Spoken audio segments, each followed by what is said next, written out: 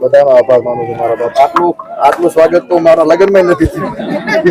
10 lakh follower છે Instagram પર, તમે જોયું, તમને ખબર છે બરાબર. એમાંથી તમે પેલા જુઓ, કઈક હશે ને તમારામાં. વાહ,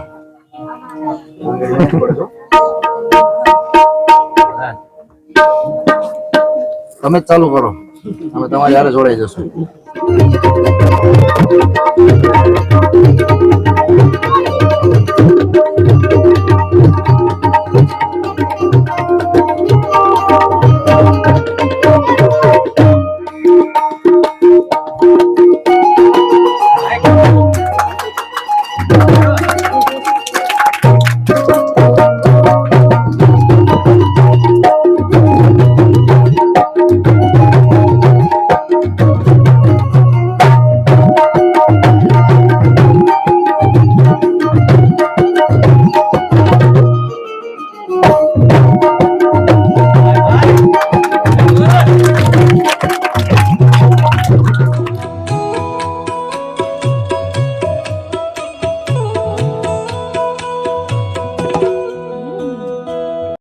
અરે પગે ના લાગે સાહેબ.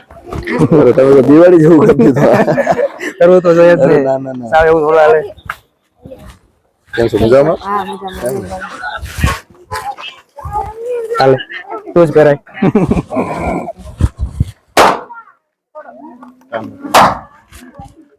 મોટા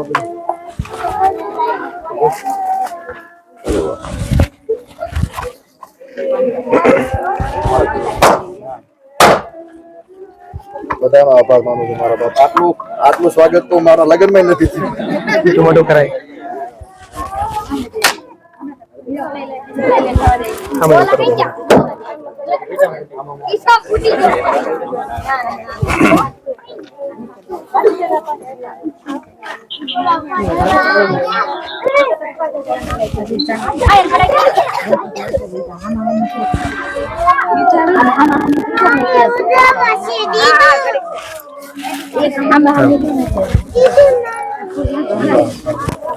અરે વાહ, એનો દાદાનો કષ્ટભંજન દાદાનો ફોટો આપું છું. ગેલમાનો ફોટો પણ હું આપી શકે અને માં સરસ્વતીનો પણ આપી શકું. પણ મારા મનમાં એવો વિચાર આવ્યો કે કુળદેવી આપના છે એટલે ગેલમાતાનો ફોટો આપણા ઘરે તસવીર ખૂબ સરસ હશે અને માં સરસ્વતીના સાધક છો એટલે સરસ્વતી માતાનો પણ હશે. પણ દાદાનો ફોટો કદાચ આ હોય ન હોય એટલે કાયમી માટે તમારા આપણે સંભાળવું બની રહે એટલા માટે આપું છું. અરે અદ્ભુત. અને જુનાગઢ થી સાળંગપુર દાદાનું મંદિર આઘું છે, સેટું છે એટલા માટે અમારા નજીક છે. આ ભેટ મારા માટે કાયમી માટે યાદ રહેશે. અરે આટલું નહોતું વિચાર્યું.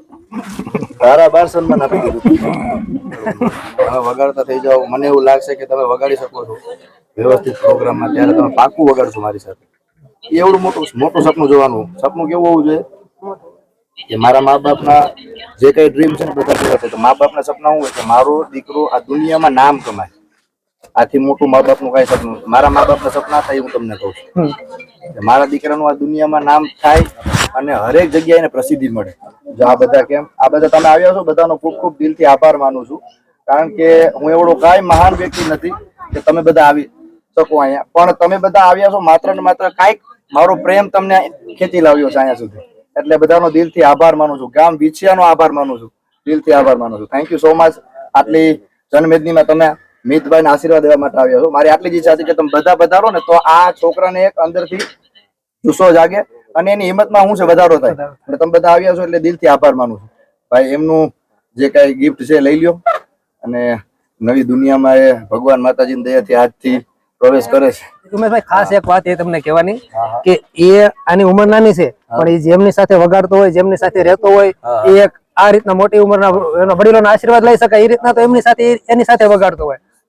નાનો છોકરો એક છે જયેશ કરીને, ઉસ્તાદ જયેશ ક્યાં ગયો જયેશભાઈ?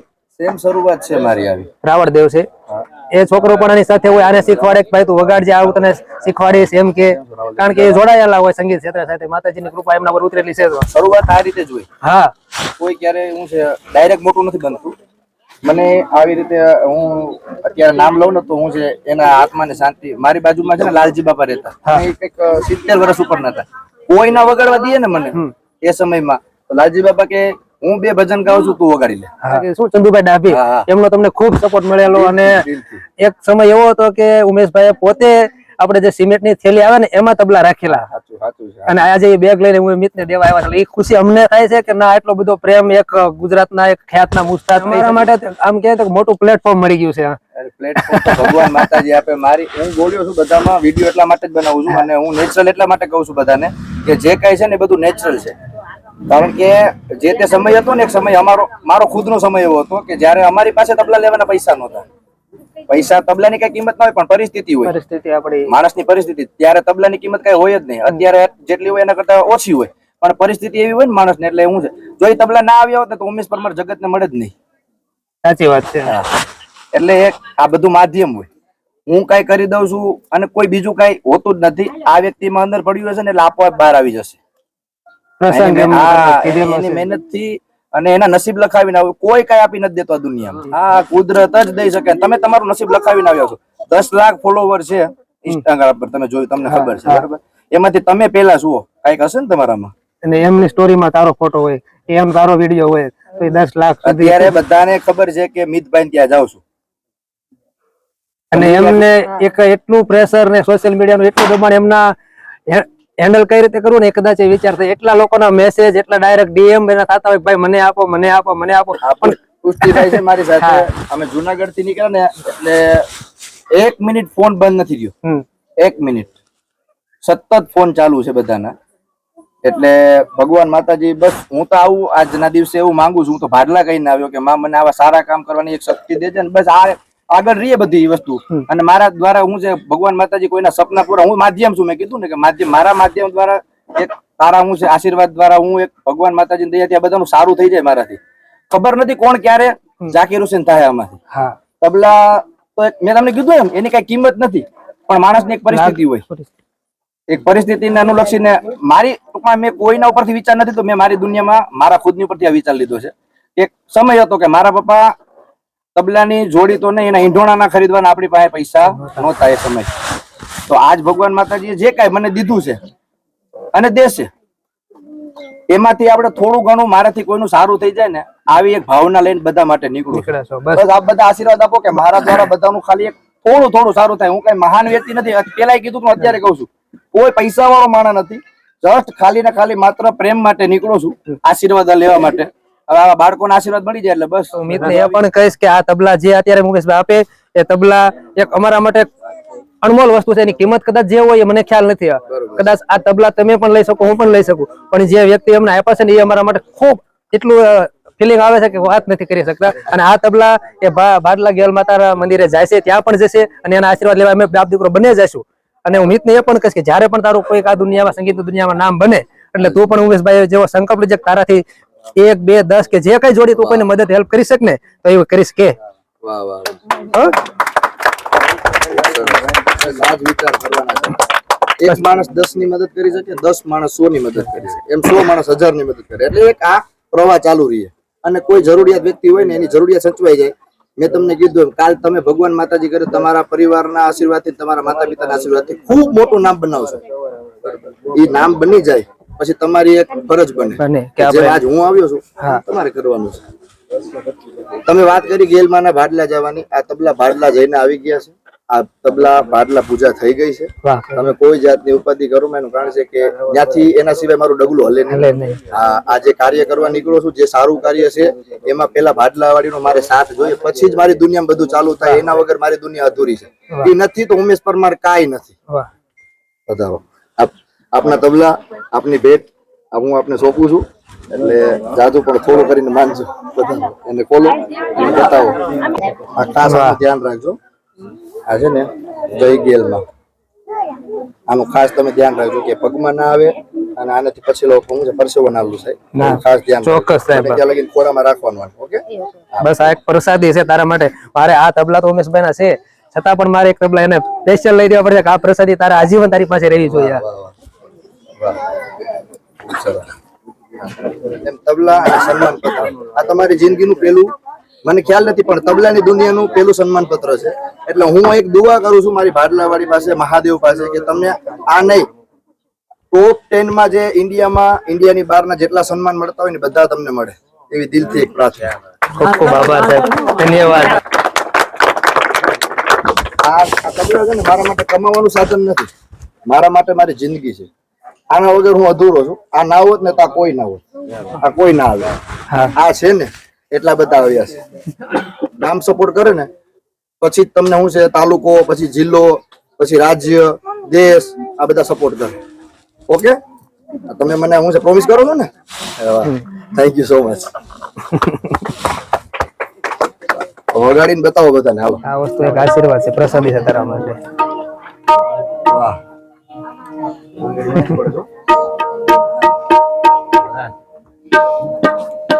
તમે જ ચાલુ કરો, અમે તમારી હારે જોડાઈ જશું.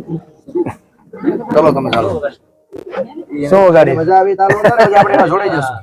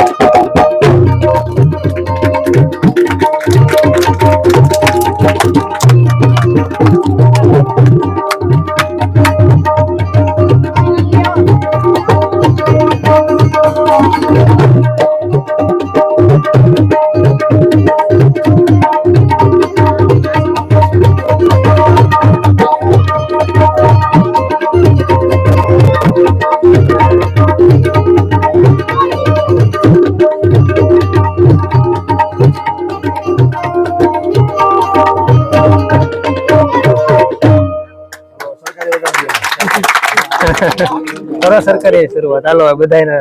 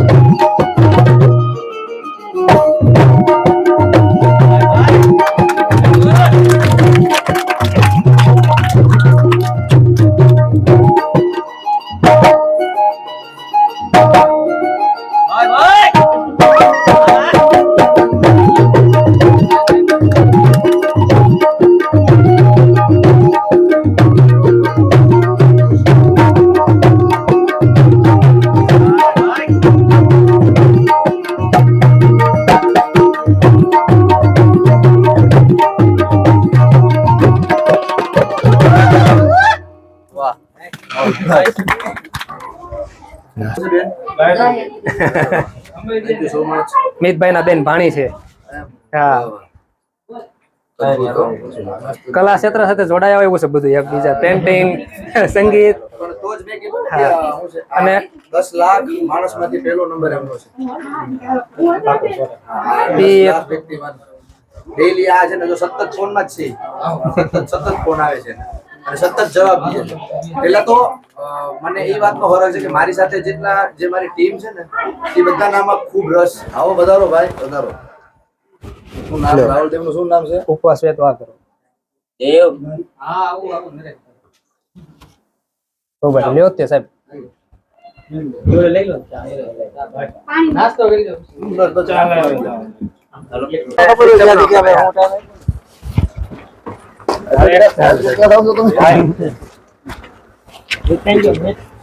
અડોશ બેટા હજી તારે પડો આશીર્વાદ હજી પછી બાય બાય કરી દો.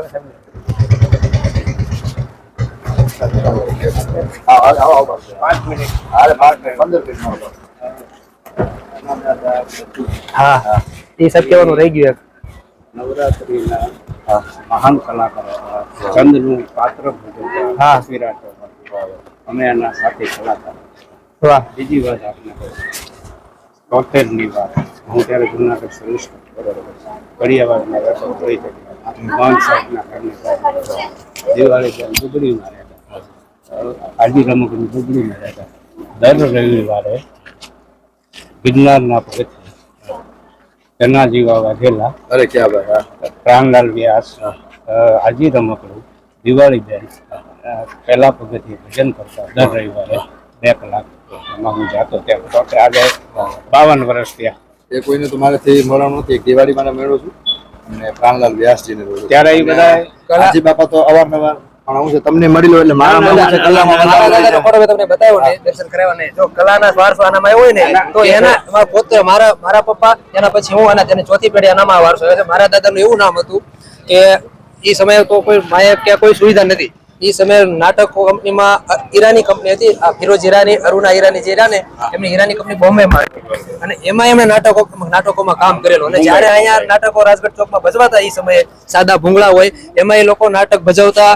તમારું બહુ વધારે પુણ્ય ભેગું થઈ જાય ને પેઢીના ગુણ હોય ને ત્યારે કલા ઉતરે. હું કઈ એટલે તમારી કઈક ગુનાઈ છે, તમારા વડવાઓની કઈક ગુનાઈ છે. બ્લોગ કે વિડિયો કેવું બનાવતા હોય ને તોય લોકો એમ કહે કે તારામાં કઈ નથી, આ તારા દાદાનું ને એના ઈ તમે એટલે તો આમાં એક બોલીએ કે સતત બોલી ન શકે. હવે આ તમારું છે. આ જે છે ને એ તમે કમાણા છો, બરોબર? આ કમાણે ને એની આપી અલગ જ છે. સાચું ખોટી વાત છે? આમને આ લોકોએ જોયેલું હોય એમને. એ લોકોએ ત્યાં ભજન કરેલું છે. અને આજીભાઈને તમે જૂનું શીખવતું ને તો આવા જાતમાં લઈને આગળ બરાબર. એમાં હું સાક્ષી છું અને આ લોકોએ ત્યાં વર્ષો સુધી પહેલા પગથિયે દર રવિવારે ભજન કરેલું છે. જનાભાઈ તો હોય કે ન હોય. બસ તમારો હાથ ને આશીર્વાદ આપજો, બસ એ જ કારણે મળીએ છીએ. બધાનો ખૂબ ખૂબ આભાર. તમે બધા આટલી જંગલને પધાર્યા છો અને આટલો બધો પ્રેમ આપવા માટે દિલથી આભાર. મળીએ. બધાને જય માતાજી. જય માતાજી ભાઈ.